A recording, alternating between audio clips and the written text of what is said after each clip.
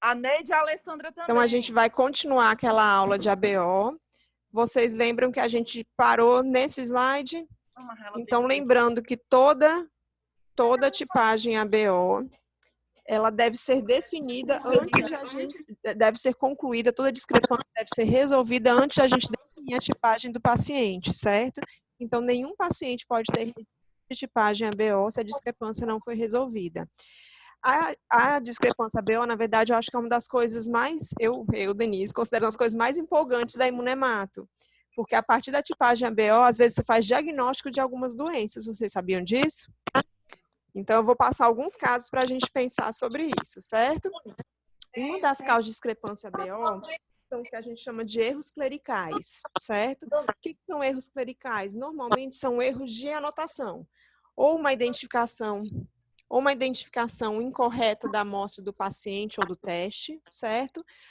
Antigamente, tinha-se uma rotina de fazer a tipagem direta no tubo de ADTA e fazer a tipagem reversa no tubo de soro. Você pegou essa fase, não foi, Helci? Por que se fazia isso? Até hoje não sei. Talvez para confirmar que foi colhido do mesmo paciente a amostra, né?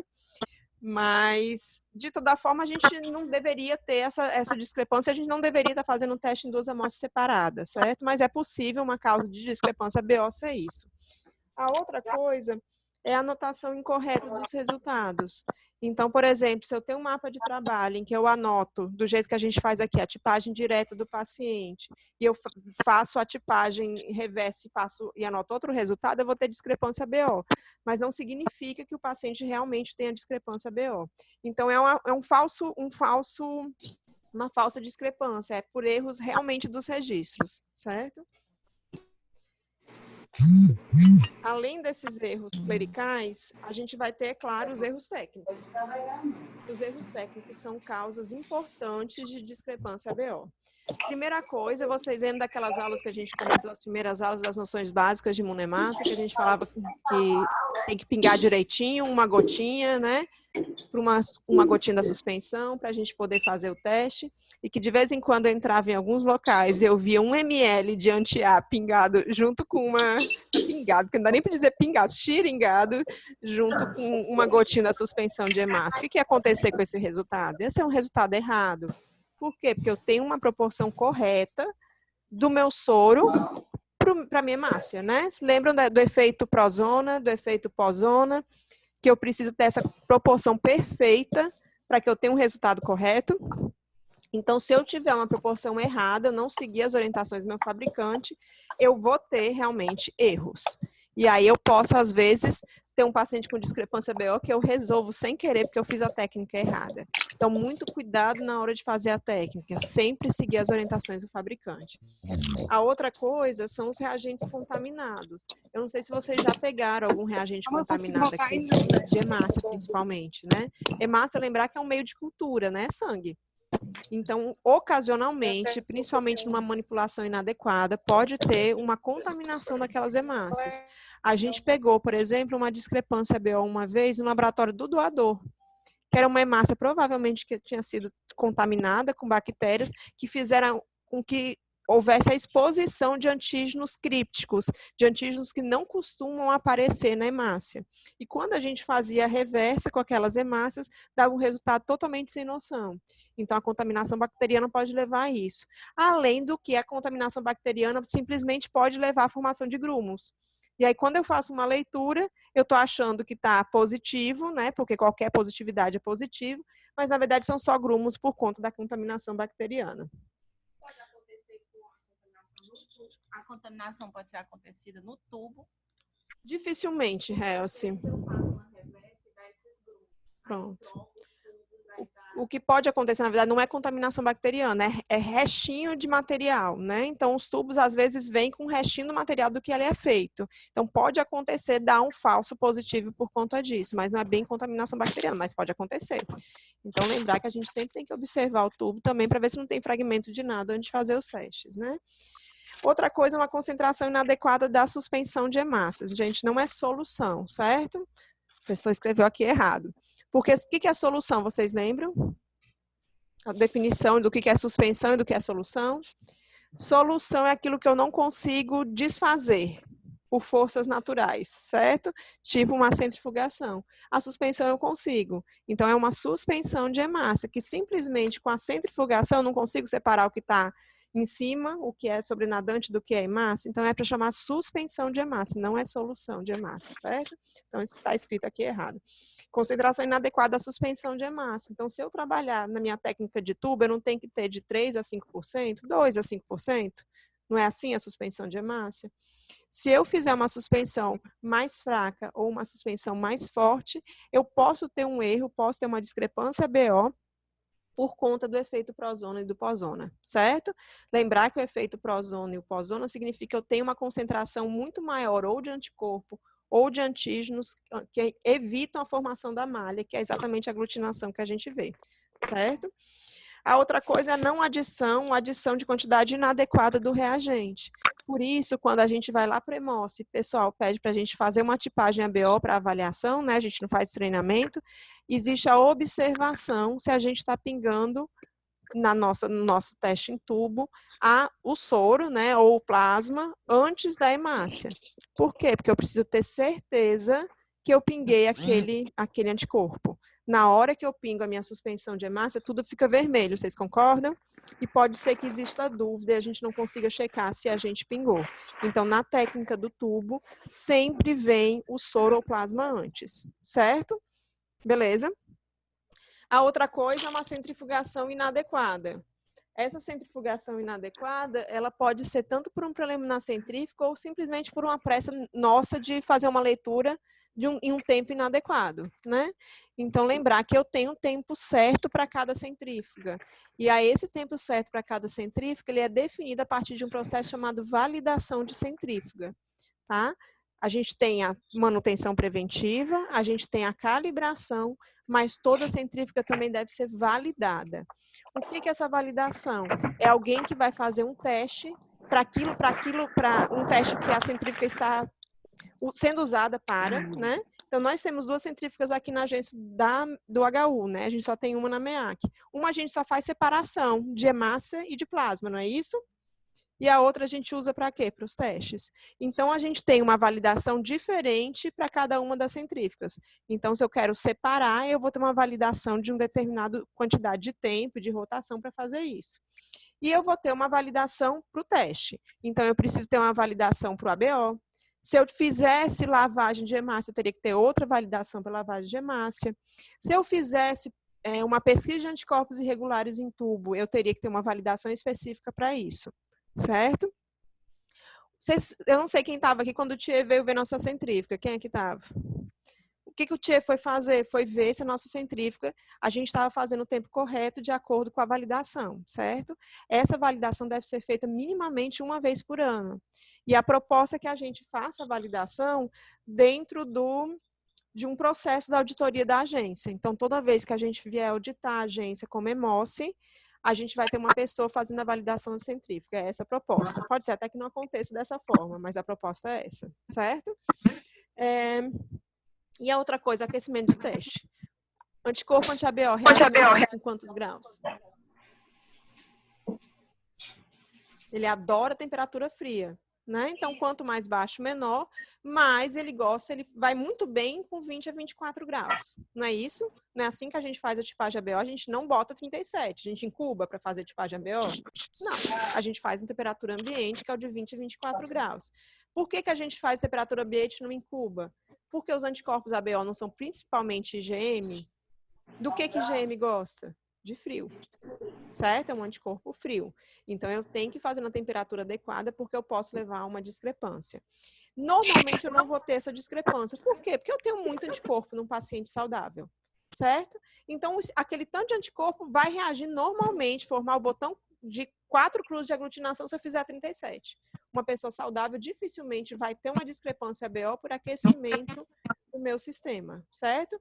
Mas eu posso fazer uma discrepância sem querer num paciente que tem uma concentração pequena de anticorpo ou tem pouco antígeno na sua hemácia, certo? Então, essas são as causas de erros técnicos levando à discrepância ABO. Isso tem graça? menor graça. A gente repete o teste, teoricamente, seguindo todas as técnicas adequadas, e eu resolvo o meu problema, certo? Então, a primeira coisa, quando a gente tem uma discrepância, é checar nossos registros, depois repetir nosso teste. Isso a gente faz até mesmo sem pensar, não é verdade? Tem perigo vocês pegarem uma discrepância e não repetirem?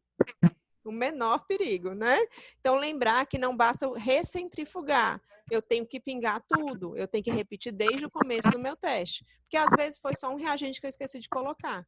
E quando eu pingo e centrifugo de novo, vocês vão perceber que o resultado não é igual. Então, eu tenho que fazer um teste repetido da forma que ele deve ser, tá? Então, discrepância BO não basta a gente pegar o tubinho que eu fiz e recentrifugar. Eu tenho que fazer uma nova suspensão, botar novamente o soro, pingar tudo direitinho e refazer minha tipagem sanguínea, certo? Só que aí tem discrepância BO que é muito legal, que é a discrepância BO relacionada a fatores do paciente. E essa discrepância BO é uma coisa que realmente me deixa muito animada, vamos falar dessa forma. O pessoal do Hemócio, os biomédicos e bioquímicos da Imuno odeiam discrepância BO. Por quê? Porque é trabalhoso. E eu adoro. E eu adoro discrepância BO. Por quê? Porque a gente consegue, às vezes, fazer diagnóstico de alguma doença pela discrepância BO. Então, é um momento que eu me sinto detetive na imunohemato. Eu adoro me sentir detetive. Porque é chato o dia a dia normal, né? Não? Tudo do mesmo jeito, sem graça, né? Então, é chato chegar a um objetivo no instante. Vocês sabem que esse é meu lema, né? Eu adoro uma discrepância BO. E a discrepância BO, a gente começa pensando quem é o paciente sempre, certo? Primeiro passo para a discrepância BO é saber com quem que eu estou lidando, tá? Qual é a idade do paciente, qual é o seu diagnóstico, o que que ele usa de remédio, né? Se ele teve transfusão, se ele teve gestação, e uma informação muito importante aqui, se ele foi transplantado de medula óssea, que é a principal causa de discrepância BO aqui no hospital universitário. O hospital universitário faz transplante halogênico de medula óssea, em que um paciente A pode receber uma medula B. E é aquele caos na nossa avaliação da discrepância. E além do transplante de medula óssea, os transplantes de órgãos sólidos podem causar discrepância, não podem? Lembram da síndrome do linfócito passageiro?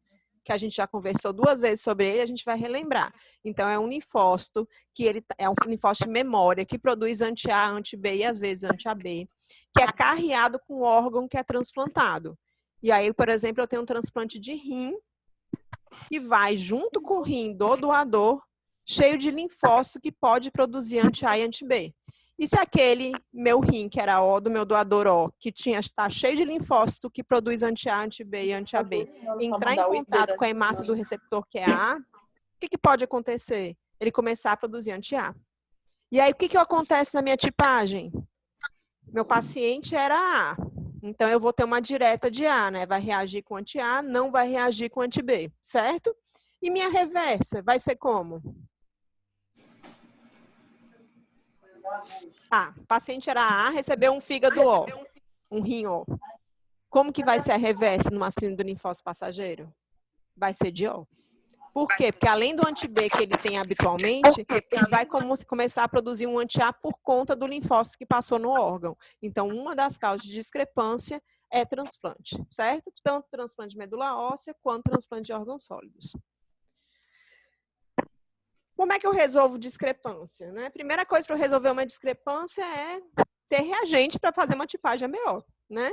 Então, lembrando que eu preciso ter anti-A e anti-B, e ocasionalmente a gente usa anti-AB também para resolver discrepância. Hoje, praticamente nunca, porque a gente usa anti-A e anti-B monoclonal, extremamente forte, dá reação muito forte positiva, não dá? Dá 4 cruzes, é difícil uma reação que não dá 4 cruzes. Então, o anti-AB não é tão fundamental hoje quanto era antigamente. Lembrando que o anti-AB deve sempre ser acrescentado na minha tipagem ABO se eu estiver usando anticorpo policlonal, certo? Que é um anticorpo mais fraco. E aí eu vou ter também as lectinas. Já ouviram falar nas lectinas? Lectinas nada mais são do que anticorpos derivados de plantas, certo? Então, a lectina anti-A1 que vai conseguir detectar o A1 na superfície da hemácia. Lembram que a hemácia A1 é o principal tipo de A, mais ou menos 80% dos grupos A são A1, mais ou menos 20% são A2. A lectina anti-A1 só vai reagir quando a pessoa, quando o paciente, o doador, for A1. E vai ser negativo quando ele for A2 ou outro subgrupo, certo? É uma coisa que a gente usa muito para resolução de discrepância. Que uma das principais causas de discrepância é o paciente ou doador que é A, que aparece reversa como se fosse O. Geralmente uma reversa mais fraca reagindo com hemácia 1.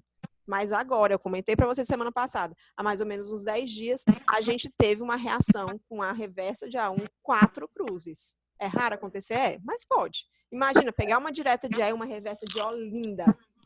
Linda. E era simplesmente um A2 que tinha feito um anti-A1 potente, certo? E o anti-H é importante também para a gente definir algumas coisas na hora que a gente tipa aquele doador, certo? Como que a gente faz reversa? Com hemácia 1 e hemácia B, não é isso?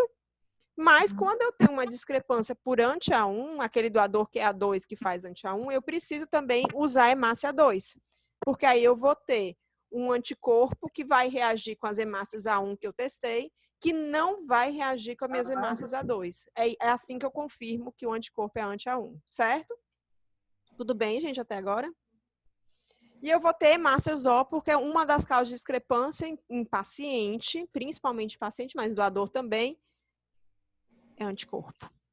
Eu tenho um anticorpo frio. Eu não faço 20 a 24 graus minha tipagem BO. Se aquele paciente tiver uma IgM que reage com todas as hemácias, como é que vai ser a reversa dele? Vai reagir com todas as hemácias, inclusive com a 1 e com a B, né?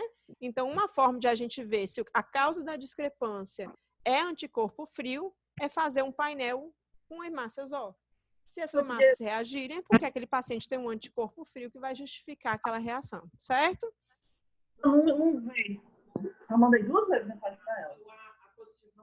É um anormal. Um anormal, aquele que reage com anti-A1 é um anormal, né? É o que a gente chama de A1, mas a gente classifica aqui como A, certo? Então, vai ser uma classificação normal. Quando o paciente for A2, aí sim ele pode, em algumas situações, né, por conta dele mesmo, sem ser situações externas, produzir o anti-A1, e aí pode ter discrepância, certo? Gente, lembrando que eu estou sem som aqui, eu não consigo escutar vocês.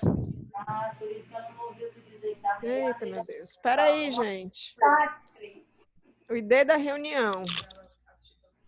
Pois alguém pode escrever aí, meu povo? Tenho. Só um segundinho, gente. É isso. Então, vamos lá. 837 9 Certinho, a gente passou aqui desses slides. 0179. Sai daí, Laika. E aí, eu tenho essas hemácias que eu preciso trabalhar. Glaucio, não vou te colocar não, senão vai ficar dando erro. E aí, eu tenho essas hemácias que eu preciso trabalhar para poder resolver a vida desse meu paciente, certo? Uma das principais causas de discrepância em paciente são anticorpos em baixos títulos, certo?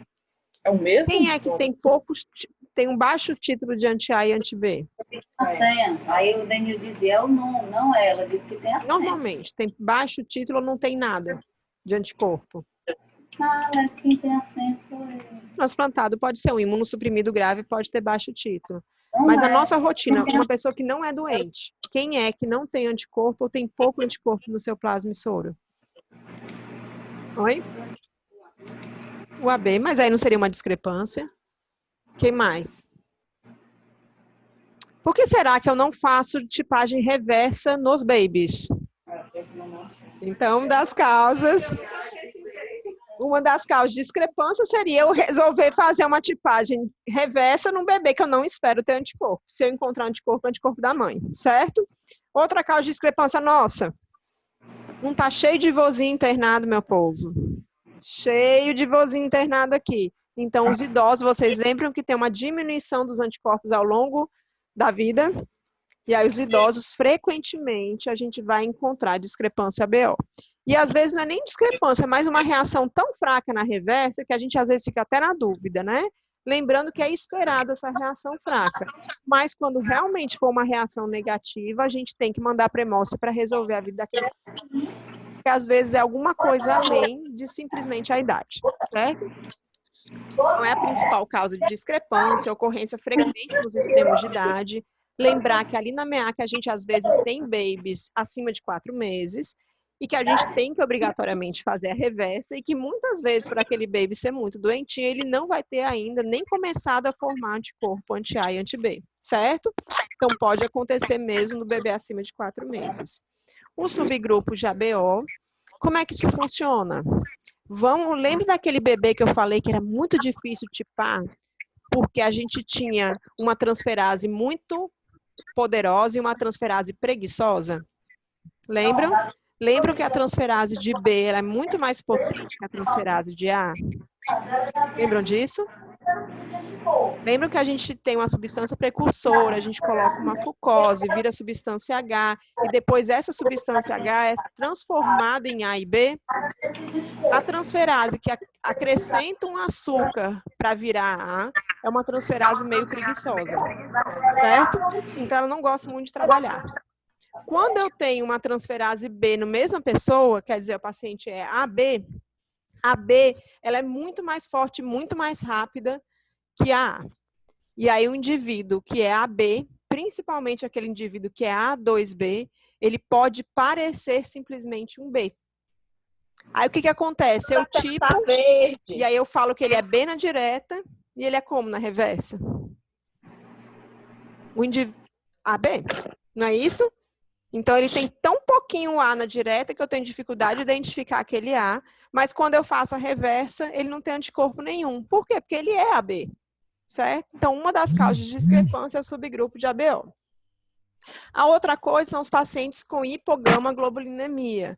Essa é uma das investigações que a gente faz. Por que meu paciente não tem anticorpo? A gente já deu o diagnóstico dentro do laboratório de imunemato de imunodeficiência grave simplesmente na tipagem ABO. Eu acho que eu trouxe o caso para vocês, depois a gente vê. Nos imunossuprimidos, né? Então, todos os imunossuprimidos que tiverem deficiência de anticorpo podem se apresentar com discrepância ABO. E aqueles submetidos a transplante, que realmente a expressão é grave, eu acabo com os linfócitos, né? A atenção é essa, em alguns momentos, e aí eu posso ter a discrepância.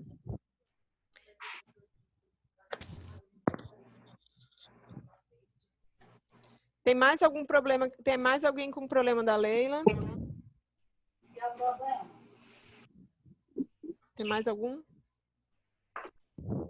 Então, pronto. E aí, vamos continuar. Principal causa de discrepância, anticorpos em baixo título. O que a gente faz com essa discrepância? Manda para a hemóstase.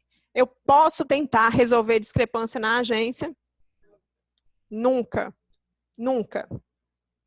Se alguma vez alguém da imuno falar que vocês coloquem alguma coisa na geladeira para resolver discrepância, vocês me avisem imediatamente, porque isso é muito, muito, muito, muito grave. Certo? Porque eu não posso simplesmente botar alguma coisa na geladeira. Eu tenho que ter controles para poder fazer isso, certo? Eu acredito que ninguém vai pedir nesses dias para fazerem isso, né? Não é? Alguém já pediu para vocês colocarem alguma coisa na geladeira? Agora, nesses últimos anos. Não, né? Beijo a Deus. Ainda mais aqui no HU. Certo, gente? Então, assim, é proibido a agência tentar resolver discrepância. Porque eu vou resolver discrepância, às vezes, simplesmente por um anticorpo que não tem nada a ver com a história. Aí eu vou dar uma tipagem, vou classificar o meu paciente com uma tipagem errada. Imagina a gravidade de um negócio desse, né? Então, nem pensar. O que a gente faz quando a gente vê discrepância? Manda para a imuno, certo? E a imuno vai ter que ter umas informações. Qual a primeira coisa que eu falei que é importante depois que a gente checar nossa técnica para definir uma discrepância, para resolver uma discrepância? Saber quem é o paciente, certo? Então, a gente vai ter que escrever transplante de medula óssea, transplante de fígado, paciente tem 95 anos, o paciente é um recém-nascido, certo? Então, a gente tem que ter muito cuidado em relação a isso. E aí, como que a gente pode resolver a discrepância? Simplesmente deixando um pouquinho na temperatura ambiente antes de centrifugar. Porque não é a gente pinga, pinga e centrifuga? Não é assim? A gente não deixa tear. Às vezes, simplesmente incubar um pouquinho a temperatura ambiente, a gente resolve a discrepância. Como eu falei, nenhuma discrepância pode ser resolvida sem controle. Por quê? Porque às vezes eu tenho um anticorpo frio que está mexendo na minha tipagem, e na hora que eu simplesmente incubo um pouco, pode ser na geladeira ou na temperatura ambiente, eu vou ter um resultado falso, certo? E aí eu vou ter que usar uma hemácia para autocontrole, então a hemácia do paciente vai ser colocada junto para eu checar se o problema é um anticorpo frio, e usar um controle com hemácia azul. Nenhuma discrepância incubando a temperatura ambiente ou na geladeira pode ser resolvida se eu não tiver essas hemácias controles, certo? Por quê? Porque eu vou dar um resultado falso. Por isso que é proibido a Imuno falar para vocês, coloquem na geladeira. Porque às vezes a gente resolve e dá uma tipagem errada para o paciente, tá? E lembrando de novo, botei a 4 graus, a chance de dar problema é ainda maior com os anticorpos frios, certo? Porque aqueles anticorpos frios realmente reagem muito melhor a 4 graus. Então, 4 graus, mais do que nunca, autocontrole e hemácia azul. Isso é feito na Imuno, com muita cautela na interpretação dos resultados, para a gente não resolver de forma errada o grupo do paciente. E aí eu vou incubar por 15 a 60 minutos, dependendo. Se eu tiver com muita pressa, eu tento tirar com 15 minutos e vejo se aparece alguma coisa. E eu posso usar algumas outras coisas, por exemplo, como melhorar a expressão do ABO nas minhas hemácias. Como é que eu melhoro? Tratando as hemácias com bromelina, com papaina, que são enzimas. Essas enzimas aumentam muito a expressão do ABO. E às vezes eu tenho um título muito baixo de anticorpo, que nem a geladeira resolve, às vezes eu resolvo simplesmente tratando minha hemácia com enzima. Quem é que faz isso? A Imuno, certo? Então, beleza. A outra coisa são os anticorpos que não estão de jeito nenhum ali. Eu posso fazer tudo o que for na vida, não vou encontrar o anticorpo, certo? Por que eu não encontro anticorpo? Pelos subgrupos fracos, igual que a gente comentou, né? Lembra do A2B que eu falei? Que eu vou ter uma reação que parece um B na direta, porque é muito fraca a reação com A, eu não consegui ver. Às vezes é um AXB, que é uma reação muito fraca. E eu vou ter uma reação negativa na reversa. E não tem anti-A e anti-B, porque é um AB. Não é um AB? É um AB que eu não estou conseguindo enxergar, certo? Aí eu vou repetir a tipagem direta sempre, pensando nessa possibilidade, colocando a enzima, né? Bromelina, papaina, para intensificar minha reação. Posso fazer isso em cartela, para que fica mais fácil visualizar. E eu posso, no final das contas, também usar uma técnica chamada distorção-eluição. Lembram disso? É uma técnica muito importante no laboratório de imunohemato. Vamos pensar aqui num paciente que eu tive uma tipagem direta, foi um doador, certo? Um doador foi desse jeitinho. Eu tive uma tipagem direta O. Beleza? Não reagiu com soro anti-A, nem com soro anti-B. Quando eu fui fazer a reversa, deu negativo com hemácia 1 e deu 4 cruzes com hemácia B. Tem alguma coisa muito errada aí, né? Direta de O, reversa de A. O que vocês acham que é mais provável estar errado? O mais provável estar errado é quando eu olho para que é 4 cruzes. O que foi 4 cruzes? A reversa. O que a gente espera encontrar numa tipagem direta e numa tipagem reversa? 4 cruzes, não é?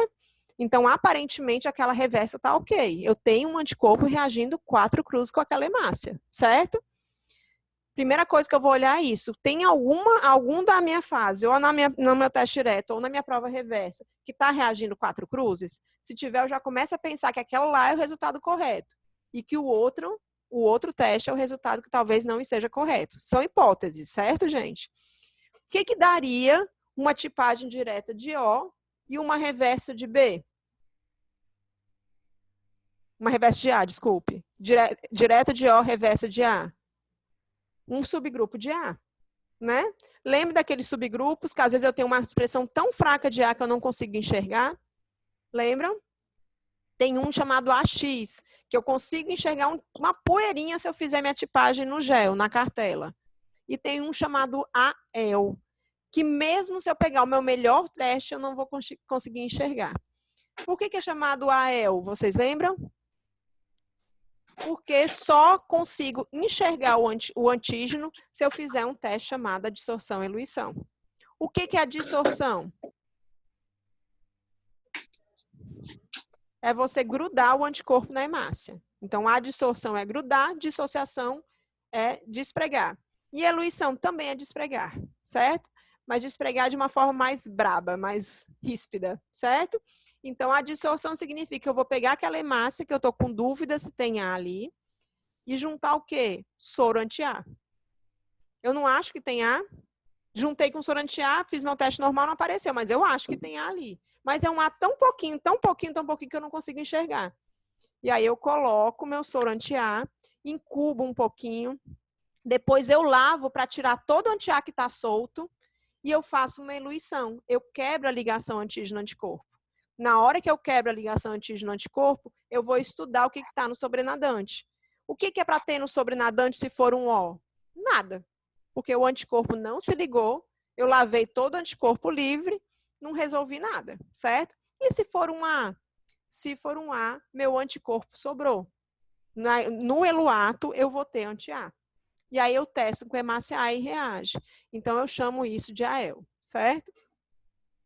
E lembrar do efeito prozona, excesso de anticorpos, vocês lembram? Se eu tiver efeito prozona, eu não consigo ter aglutinação. Quando que é relatado efeito prozona na tipagem ABO? Quando o paciente transfundiu hemácias incompatíveis, certo?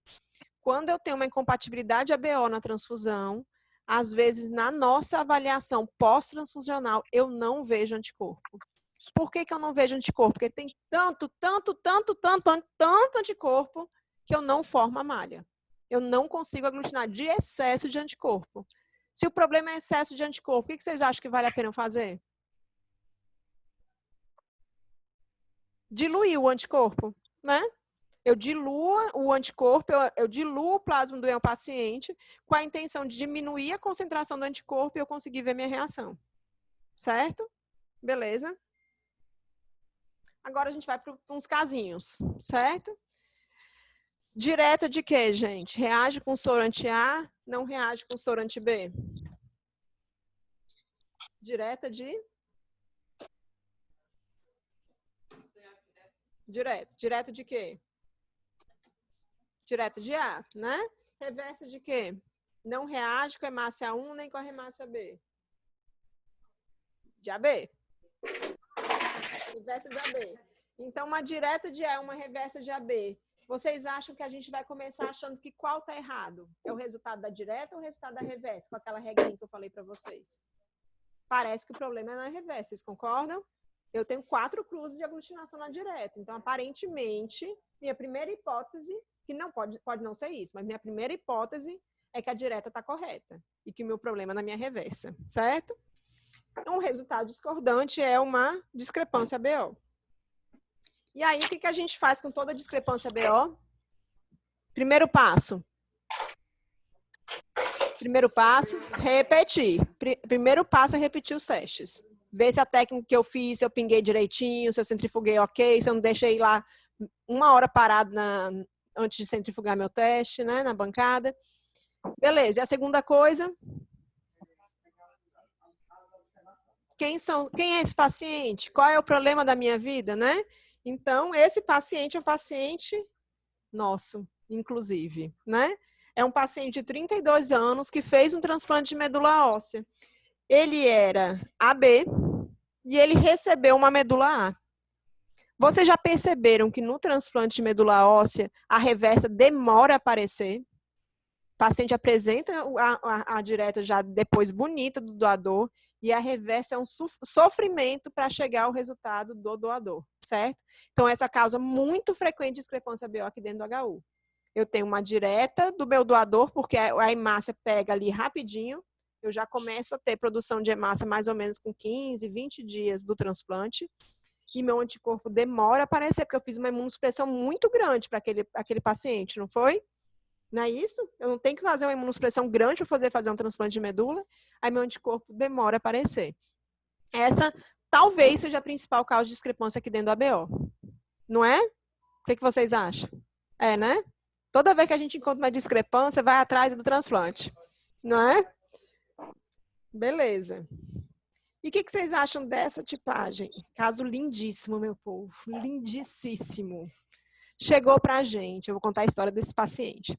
Chegou pra gente um paciente lá no Hemóce, de Caucaia. Não sei se vocês sabem que Caucaia tem os casos mais bizarros da face da Terra. Aí chegou um paciente pra gente de Caucaia. O menino tinha 20 e poucos anos, 24 anos. E ele estava internado em Caucaia por uma pneumonia gravíssima. Estava entubado, super grave. E aí pediram transfusão pra gente. E a transfusão, ele estava com 8 gramas de hemoglobina e 32 mil plaquetas. Pediram hemácia e pediram plaquetas. Vocês concordam que não tem indicação? Menino jovem, sem sangramento, hemoglobina de 8, 32 mil plaquetas? Aí eu entrei em contato com o médico. Eu falei, oi, tudo bom? Era uma médica. Que é a Denise, hematologista do Hemóce. A gente está precisando conversar um pouquinho sobre esse paciente. Foi pedido transfusão. Mas eu acho que não tem indicação, menino jovem, né? A gente transfundiria mesmo no paciente mais idoso se tivesse hemoglobina abaixo de 7. Como está com 32 mil plaquetas, não está sangrando, não tem indicação de fazer transfusão de plaqueta. Mas ele tem uma bicitopenia, ele tem anemia e trombocitopenia. Então, se você quiser, vamos tentar descobrir o diagnóstico dele. Manda para a gente um tubo para a gente fazer hemograma. Tá bom, vou mandar. E o tubo, ao invés de chegar no laboratório de hematologia, chegou na Imuno. Aí o Tia me ligou. Doutora Denise, você que pediu um outro tubo de ADTA do paciente da discrepância BO? Eu falei, como? Tô sabendo que ele tem discrepância BO. Ninguém me passou isso. Não, tem discrepância BO. Chegou no plantão ontem no final da tarde, fizeram discrepância e não resolveram ontem à noite. Fizeram tudo, inclusive trataram as hemácias com enzima, botamos em geladeira 60 minutos e ele continuou com uma direta de O e uma reversa de AB. Ele aparentemente não tem anticorpo nenhum. Aí eu liguei para a médica. Você sabia que ele tem uma discrepância BO?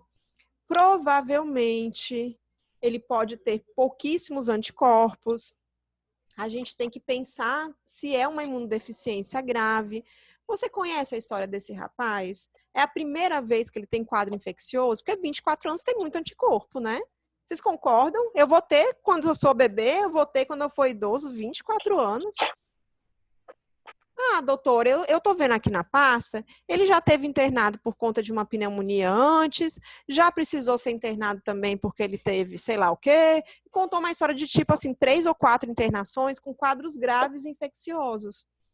Eu falei, provavelmente esse paciente não tem anticorpo mesmo. E ele deve ter uma imunodeficiência. Doutor, o que a gente faz? Meu povo, vocês não têm noção. Eu liguei até para o povo da regulação para arranjar uma vaga, esse menino veio para cá. Eu não sei se vocês lembram dessa história desse menino.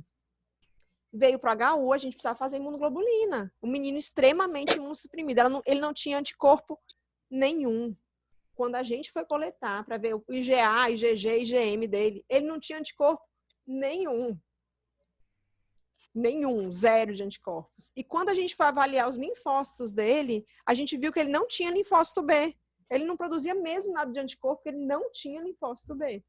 Ele tinha uma agama-globulinemia ligada ao X. E o diagnóstico dele foi simplesmente por uma tipagem ABO. Olha que coisa linda. Aí esse menino, eu tenho a foto dele aqui, mas eu não vou botar, obviamente. 21 anos, era 24. E esse menino começou a receber imunoglobulina. Sabe o que aconteceu depois que ele começou a receber imunoglobulina? Primeiro ele saiu da intubação dele, resolveu a pneumonia, começou a receber imunoglobulina a cada 21 dias aqui no HU, nunca mais teve infecção, ganhou peso, porque o menino vivia infectado.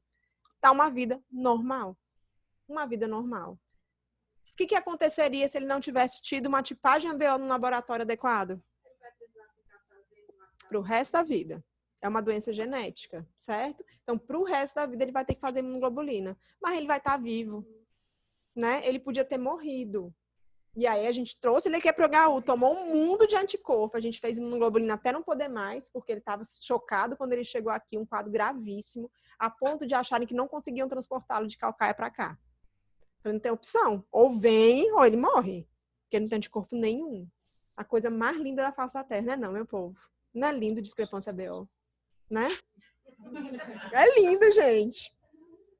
Então, pronto, a gente dosou a imunoglobulina dele, ele não tinha nada de imunoglobulina, nem GG, nem IgA, nem IgM, nada, nem para começar a contar a história, certo? Gente, lembrem-se de deixar o microfone de vocês desligado, certo? Eu estou desligando de novo o microfone, mas, por favor, não liguem, certo? Senão vocês não vão conseguir escutar a aula. E não tinha linfócito B na citometria de fluxo. Então, citometria de fluxo é um exame que a gente faz no Hemoce, que a gente procura várias células do sangue, certo? E quando foi procurado o linfócito B dele, não tinha nenhum para contar a história. Olha que coisa mais linda esse caso. Não é não, meu povo. Vamos lá para o próximo. Era uma gama-globulinemia ligada ao X. Outra causa de discrepância são antígenos ausentes ou com baixa expressão. O que a gente tem de antígenos com baixa expressão? Os subgrupos, né? Principalmente subgrupos de A. A gente falou hoje do AX, do AL, tem um A3, que é aquela dupla população, né? A2, dependendo do soro que você usa, principalmente os soros policlonais, eu posso ter uma expressão mais fraca. Pode acontecer uma expressão mais fraca quando o paciente tem leucemia ou linfoma. É próprio da doença, você tem uma alteração do DNA que a gente não consegue mais produzir a transferase e, consequentemente, a gente não consegue mais ver os antígenos na superfície da hemácia. Isso pode acontecer. Pode ser por uma politransfusão.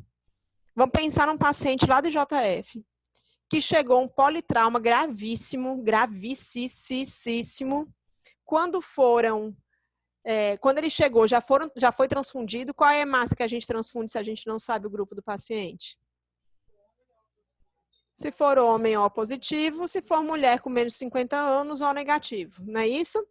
E aí, que sangue você acha que ele tomou? Menino de 30 anos. O positivo. E aí, às vezes, o paciente chega tão ruim, que nem a amostra consegue ser coletada.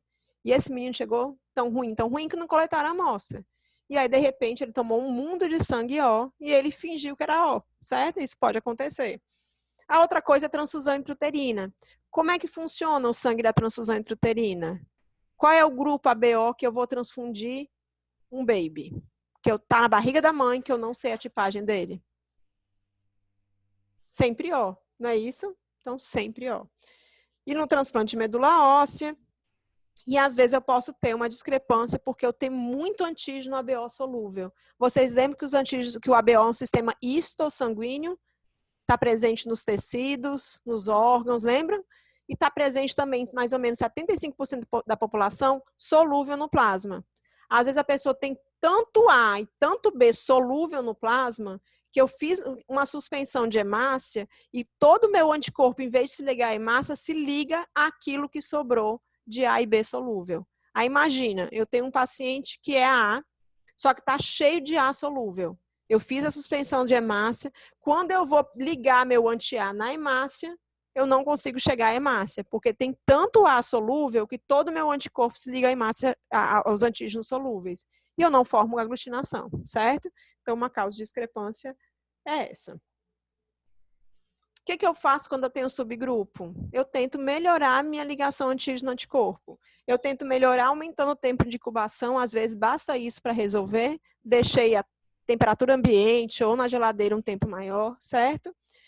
Vou testar após incubação a 4 graus. Vou testar com as minhas lectinas para saber o que está acontecendo, né? Trato as hemácias com bromelina ou papaína, que é aquele reagente que faz a gente aumentar a expressão do sistema BO.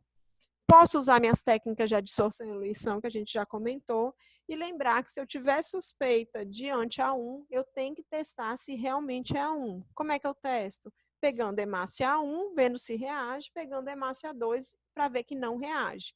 Aí, se eu tenho 3 hemácias A2, que a minha reação foi negativa, e 3 hemácias A1, que a minha reação foi positiva, eu falo que esse paciente tem anti-A1, mas eu preciso dessas 6 hemácias para ter certeza, tá? Vamos pro terceiro caso? Vamos? Direta de quê? Reversa de...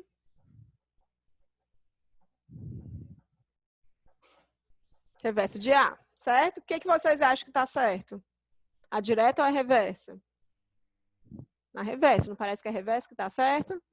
E aí, quando eu vejo, o que vocês querem fazer? Qual o primeiro passo quando eu vejo uma discrepância ABO? Repetido, é igualzinho. Qual o segundo passo? Ver as histórias do paciente. E era um paciente de 21 anos com anemia sintomática. Caso lindíssimo. Chegou na Imuno esse caso. Uma menina de 21 anos, eu não me lembro qual era o interior, que chegou para transfusão de hemácia. Hemoglobina de 7 e pouco. Plaquetas 100 e poucos mil, leucócitos normais, pela história que tinha tido. E chegou para a gente desse jeito. Diagnóstico, anemia, esclarecer. Tá? O que a gente fez aqui? A gente tentou intensificar a reação da hemácia com o soro anti-A. Como é que eu intensifiquei? Eu tratei a hemácia dela com a bromelina para intensificar a expressão do A. E eu tratei a hemácia dela, e eu deixei essa reação na geladeira, porque o anticorpo não reage melhor à geladeira. Quando eu fiz isso, gente, olha o que apareceu. Vocês estão vendo aqui no microtubo A? O que é isso aqui no microtubo A? Como é que a gente chama isso? É uma dupla população. Um tiquinho de nada em cima, então um tiquinho de nada positivo e um bocadão negativo, não é? E minha reversa bonita de A. O que vocês acham disso? Eu falei, é uma A3. Lembra do A3? Da dupla população ou campo misto? Falei, que beleza, um A3. Vamos fazer a lectina? Toda hemácia que reage com a lectina anti-A1 se chama A1. O que eu espero no A3? Que seja reação negativa com a lectina anti-A1, certo? Porque não é A1, é A3. Quando a gente foi fazer com a lectina anti-A1, o que aconteceu? Deu positivo. Positivo? Que marmota! Então não é A3. Vou ligar de novo, porque o histórico era que nunca tinha transfundido na vida. Vou ligar de novo, porque às vezes ela transfundia hemácia O. Não pode ter transfundido hemácia O. Aí falei com a médica, tudo bom, tá tendo uma alteração aqui na tipagem. O que está acontecendo com a paciente? Ela realmente nunca foi transfundida? Não, é a primeira transfusão dela. Eu falei, mas o que está acontecendo? Ela falou, não, chegou com muita anemia, a plaqueta começou a cair, não tinha filho, uma menina muito nova, certo? Aí eu falei, meu Deus do céu. Primeira transfusão. E não era A3. Que diacho é isso? Aí eu liguei para a médica e falei assim, mande ela sexta-feira. Liguei para a Lilian que era residente no ambulatório. Lilian, você recebe essa paciente, porque eu acho que ela pode ter uma leucemia ou um linfoma. Aí ela falou, como assim, doutora Denise? Eu falei, tem uma discrepância BO, na verdade ela é A1, mas tem uma expressão muito fraca de A1, eu acredito que ela pode ser uma leucemia ou linfoma. Ela pode ir na sexta-feira? Não, pode mandar ela vir. Eu sei que foi uma confusão, essa menina chegou passando mal, porque os 7 gramas de hemoglobina era mó mentira, ela estava com 3 e pouco de hemoglobina quando ela chegou. Chegou passando mal na transfusão. Aí eu falei, meu povo, vamos colher, a gente já colhe para pré-transfusional, porque pelo jeito ela vai precisar transfundir, ela não está bem. E a gente vai agilizando aqui a história. Eu sei que foi uma confusão lá dentro do hemócio, foi uma das vezes que eu fiquei mais chateada. Porque falaram assim, quem é aquela paciente que é amiga da doutora Denise? Que é parente da doutora Denise? Eu falei, o quê? A paciente da doutora Denise. Eu tinha que ser parente, entendeu? Tinha que ser parente. Aí eu falei, não é possível que a gente só faça isso para um parente nosso, né? Aí eu falei, não, meu povo, não sei nem quem é.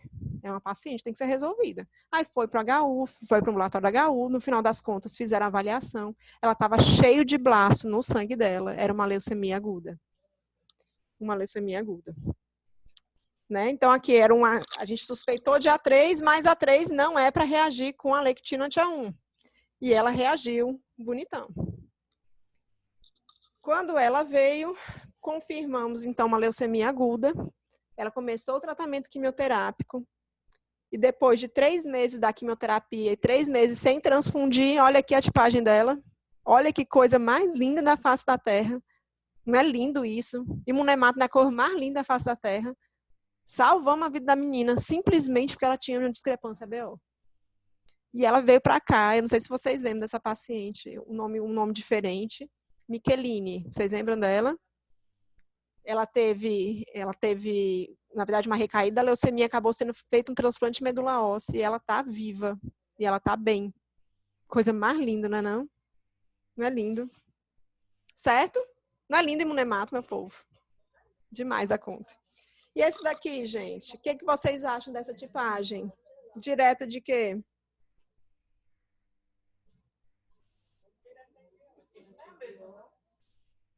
Direta de O, reversa de A. Parece o mesmo paciente, né? O que, que a gente quer fazer agora? Repetir e saber a história do paciente. Era um paciente de 35 anos, politraumatizado, tomou quase 15 concentrados de hemácia do grupo O, porque ninguém sabia o grupo dele na transfusão, certo? E aí a tipagem ABO pré-transfusional era A, ninguém mudou a tipagem na hora que soube, e o resultado discordante foi justificado. Às vezes basta o histórico. Basta o histórico que a gente resolve. Tinha que mandar para a hemósse isso? Não. Eu sei que meu paciente tomou 10 concentrados de hemácia O e a minha amostra que eu coletei antes dele tomar os 10 concentrados de hemácia O é A, então está resolvida essa discrepância, certo? Outras causas de discrepância. Uma causa de discrepância é Rouleau. Vocês lembram do Rouleau? Rouleau é um empilhamento das hemácias, certo? Lembram do potencial zeta, que faz com que as hemácias se repulsem, né? Tem o potencial de repulsão das hemácias. Esse potencial de repulsão, ele depende de algumas coisas, né? Então, ele depende da carga negativa nas hemácias, da carga positiva no meio. No Rouleau, normalmente eu tenho muita proteína. Tenho muita proteína que faz com que esse potencial zeta se disperse e eu comece a ter hemácias se empilhando. Qual doença que a gente conhece que tem muita proteína no sangue? Mieloma múltiplo. Mieloma múltiplo é a causa mais clássica de formação de Rouleau. E aí você vai ver um hemograma, às vezes o paciente investigando anemia, você olha o hemograma, alguém descreve lá no hemograma, presença de Rouleau. Presença de Rouleau, a primeira coisa que a gente vai pensar é um paciente com mieloma múltiplo, certo? Ou pseudoaglutinação. Então, quem que aumenta a proteína? Mieloma, macroglobulinemia de Waldenström, que é uma doença parecida com mieloma do ponto de vista do anticorpo. Mieloma, geralmente IgG, IgA, e o Waldenström, geralmente IgM, certo? Os linfomas, ou às vezes, simplesmente o aumento do fibrinogênio, pode acontecer isso. A outra coisa são os expansores plasmáticos. Eu tive um caso muito interessante lá em Ribeirão, que a gente tinha coleta de granulócito. Às vezes, paciente muito grave, com neutrófilo lá no chão, que precisava com um quadro infeccioso grave, precisava passar naquele momento, né, para poder sobreviver, a gente colhia granulócito, que nada mais é do que o neutrófilo do doador. Vocês já viram transfusão de neutrófilo? Não, graças a Deus, que é uma coisa bem trabalhosa e sem muito resultado bom. Mas a gente fazia isso ocasionalmente em Ribeirão.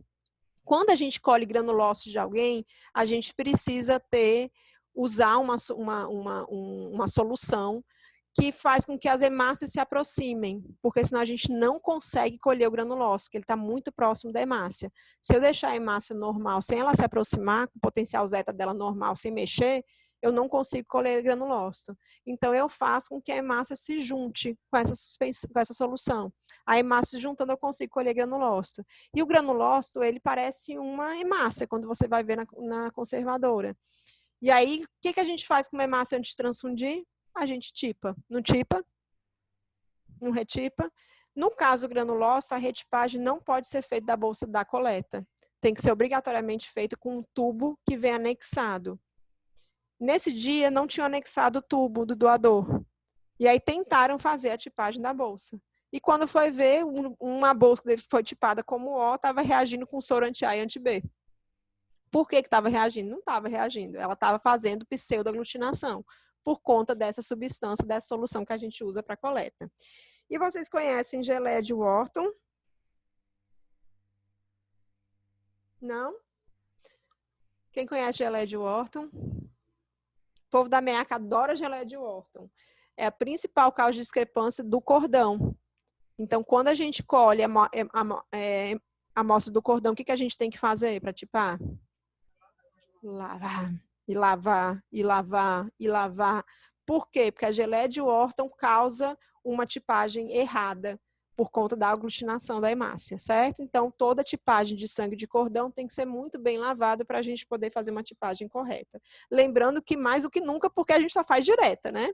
Então, não tem a minha fase de confirmação. Se eu não lavar para tipar, eu vou tipar meu paciente como errado, né? Uma tipagem errada. E outras causas, a poliaglutinação, anticorpos reativos a alô, autoanticorpos a frio, e ocasionalmente um anticorpo quente. É tão poderoso, tão poderoso, tão poderoso que ele pode aglutinar a frio também, certo? De vez em quando a gente vê quadro de anemia hemolítica autoimune com aglutinação em tudo na vida. E quando a gente vai fazer o CUMBS, é só IgG. Vocês já viram uma discrepância por isso? Já, né? Algumas vezes, certo? Vamos para o caso 5. Tipagem direta de AB. Tipagem reversa de O. Vocês concordam que é uma discrepância? O que vocês vão fazer? Repetir. E ver qual é a história do paciente. Era uma paciente de 62 anos, usando metildopa. Alguém conhece a metildopa? Alguém já viu o paciente usando? Quem é que usa metildopa?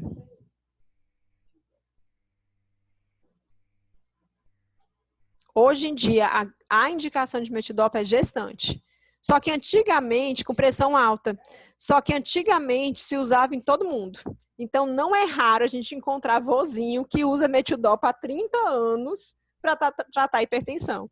Ninguém mais, nenhum médico mais do mundo começa tratamento de hipertensão que não seja na gestação com metildopa. Mas tem muito paciente que vem há décadas usando metildopa para tratar a hipertensão. Por que a gente não usa metildopa? Porque metildopa, em torno de 30% das vezes, causa a formação de autoanticorpo contra hemácia. E aí eu posso ter um quadro de anemia hemolítica associada ao uso de metildopa, certo? E essa senhora de 62 anos usava metildopa e ela fez um quadro de anemia hemolítica associada a metildopa.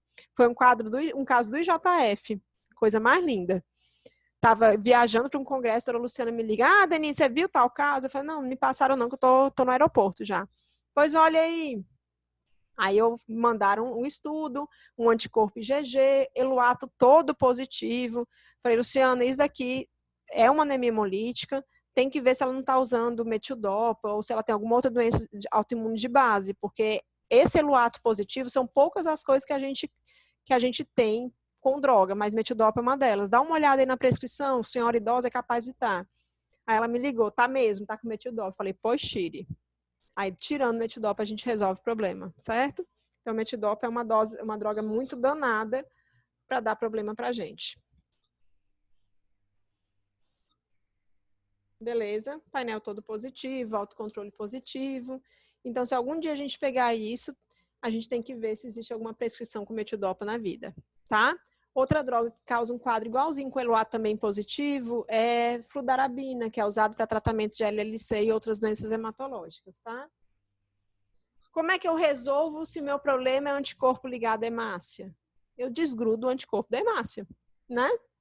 E aí, uma das formas melhores de desgrudar anticorpo da hemácia é fazendo a cloroquina. Vocês lembram da primeira aula que a gente falou da cloroquina, da segunda? Aí a gente deixa essa hemácia numa solução de cloroquina, 2 horas, e depois a gente retipa. E quando a gente retipou, a direta deu bonitinha de A, certo? Apesar de ter sido, lembra como que era a tipagem? Era uma tipagem direta de O, reversa de A. Mas o que tinha 4 cruzes? Tinha 4 cruzes no A, não era direto de A e reversa de A. Então, sempre a gente pensa que o correto é o 4 cruzes. Pode não ser, mas a gente começa nossas hipóteses assim. E realmente, depois da cloroquina, ficou só o A bonitão, justificando esse anticorpo, essa discrepância. E aqui, meu povo? Direto de quê? Direta de AB, reversa de A. O que vocês querem? Repetir, deu igualzinho. E a história do paciente? Era uma paciente de 72 anos, procedente de calcaia. Calcaia é complexo, né? Estava internada aqui na clínica médica para investigação de perda de peso e anemia. Vocês conhecem uma causa de perda de peso e anemia ferropriva? Toda vez que vocês chegarem para qualquer médico e o paciente tiver com perda de peso e anemia ferropriva, ele vai falar para vocês: é câncer no trato gastrointestinal. Ou é estômago, ou é colo, ou é intestino delgado, que é mais raro. certo? A primeira hipótese sempre é neoplasia do trato gastrointestinal, certo? Anemia, ferropriva e perda de peso. E existe um negócio chamado fenótipo B adquirido. O que é o fenótipo B adquirido? Existem algumas bactérias do trato gastrointestinal que podem alterar a hemácia do paciente. E uma hemácia A pode parecer para alguns reagentes anti-B como se tivesse B também. Então, eu vou ter uma direta de AB com uma reversa de A. E se a gente tiver essa característica do nosso reagente, que é uma característica do reagente, conseguir reagir com essa hemácia, tem que estar escrito na bula. Então, é muito importante a gente sempre ler a bula dos nossos reagentes para ver se ele consegue, se ele reage com esse negócio chamado fenótipo B adquirido. Então, normalmente, o indivíduo A, que quando tem essa bactéria que passa o intestino para o sangue, normalmente por neoplasia, eu vou ter tipagem como se fosse AB na direta e reversa vai manter a reversa de A, certo? Como é que eu resolvo esse fenótipo B adquirido? Mudando o reagente, às vezes é simplesmente isso, eu tenho outro reagente aqui que não reage com essa hemácia do fenótipo B adquirido, ou eu posso simplesmente acidificar o meu meio. Na hora que eu for fazer minha tipagem, quando eu baixar o pH da minha reação, eu vou deixar de ver o fenótipo B adquirido, certo? Quem que vai resolver isso? A imuno. Certo? Mas lembrar que as bulas têm que trazer. Depois a gente vai pegar a bula para a gente ver o que a nossa bula fala, certo? Então, uma bula que a gente vai ver do anti-B, o que ele fala sobre o fenótipo B adquirido. E esse caso? Direta de quê? Direta de A, reversa de O. Vocês acham que está certo aqui? O que vocês acham? Que a direta é a reversa? Complicado de saber, né? Tudo 4 cruzes, a direta tem 4 cruzes, a reversa tem 4 cruzes, não tem nenhuma reação mais fraca, né? Então não dá para dizer nada. O que a gente vai ter que ir atrás? Depois de repetir? Quem é o paciente? E quando a gente foi ver quem é o paciente, a gente viu que ele também tinha um PAI positivo. Na hora que a gente foi buscar um PAI positivo, quando foi premorse reagindo com tudo que tinha direito e mais um pouco. Era um paciente HIV positivo. O paciente HIV positivo faz muito um anticorpo chamado alto anti-grande, certo? Qual é a característica desse anticorpo? É um anticorpo frio que reage com todas as hemácias, menos com a hemácia de sangue de cordão. Porque a gente nasce pequeno e depois a gente se transforma em grande. Então, quando a gente tem hemácia de sangue de cordão na nossa avaliação, quem tem um anti-grande vai dar negativo com a hemácia de cordão e vai dar positivo com todas as hemácias do nosso painel, que são hemácias de adulto, né? São doadores de sangue. Certo? Então, é muito frequente no paciente HIV positivo, anticorpos frios, e esse é o mais frequente de todos, é o alto anti-grande, tá? Caso 8, tipagem direta de quê? B, reversa de... O que vocês acham que está certo? A direta é a reversa. Pela regrinha que tem 4 cruzes, tem 0, é mais provável, né? Então, aparentemente, o problema é na reversa, que tem uma reação fraca, eu não espero reação fraca, né? E aí eu acredito que minha direta está certa, mas eu não consigo ter certeza. O que eu preciso fazer? Repetir e ir atrás do paciente para saber quem ele é, né? Então, paciente de 45 anos, sem nenhuma comorbidade, era um pré-operatório de histerectomia, 5 gestações, mas negava transfusão. E ela tinha também um PAI positivo. Quando foi premorse, viu-se que era um anti-QEL. Certo? Não dá para vocês verem, obviamente, mas era um anti-QEL. E quando a gente foi ver a hemácia da reversa, a gente viu que a hemácia era QEL positiva. Provavelmente era um anti-QEL IgM reagindo com a hemácia da reversa. Por isso que a gente pegou essa reação, certo? Quando eu peguei uma hemácia B, que era QEL negativo, deu negativo. Resolvi a discrepância, porque eu sabia que o problema era o QEL, tirei o QEL da jogada, resolvi minha discrepância. Porque toda vez que a gente pensa nas hemácias de reversa, a gente esquece que tem todos os outros antígenos que tem em todas as outras hemácias, né? A gente, às vezes, acha que hemácia 1 e hemácia B só tem A1 e só tem B. né? Mas esse é um conceito totalmente errado, porque a gente tem, do mesmo jeito que a gente tem em qualquer hemácia do mundo, a gente vai ter todos os antígenos que a gente conhece, né? Uma boa parte deles, nas hemácias da reversa. Então, ocasionalmente, isso pode acontecer. É muito comum isso acontecer no doador, porque o anticorpo mais frequente e regular que a gente encontra no doador do sexo masculino, que nunca transfundiu, obviamente nunca engravidou, é o anti-M. O M é um antígeno muito frequente das hemácias. Então, ocasionalmente, a gente pega uma discrepância BO, que a gente descobre que, na verdade, a causa da discrepância é um anti-M, certo? Então, isso frequentemente acontece, é muito frequente mesmo, a gente vê discrepância por anticorpo irregular. Tudo certo, gente? Essa aula aqui é dureza, né, ABO? Mas não é lindo? Agora a gente terminou nossa parte da aula teórica, certo?